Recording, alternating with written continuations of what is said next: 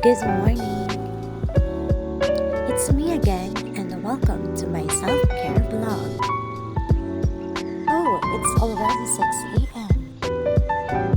Again, good morning! Good morning, Holy Spirit!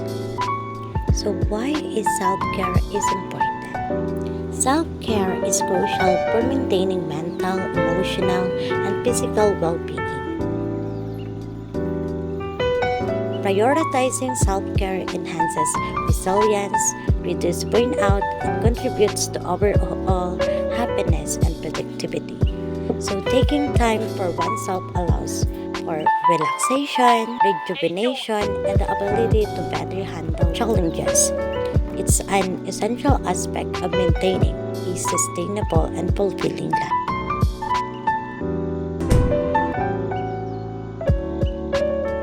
So, pagkatapos magligpit, maghilamos. Ayan, tamang hilamos lang. Toothbrush. And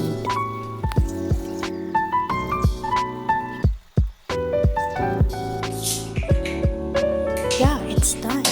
Next is breakfast. Tawanin mo na.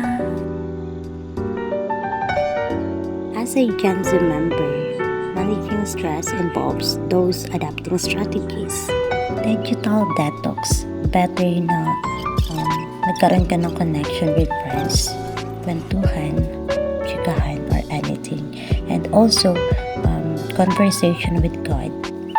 Better that you have notes na mapapalikan mo if you have a problem that can uplift your mood. And by doing this, we can have a productivity throughout the day. So, ano bang hinihintay mo?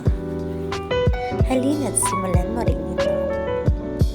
And this is my favorite part, which is worshiping God. Through this, we can connect with God.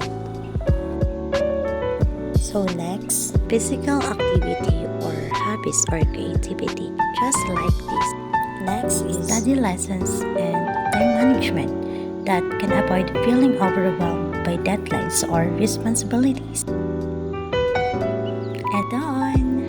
Next, magpaganda. This is kung paano ako gawin and pagandahin yung sarili ko. Charis, lamang polvo lang, lip tint, suklay, and etc. Ayun lang, done. And last, connect with others by connecting with friends and family, with also the nature. Hi guys! So, bibili muna ako ng aking favorite cake. So, I'm done mamili. And let's buy it na. Highly recommended po.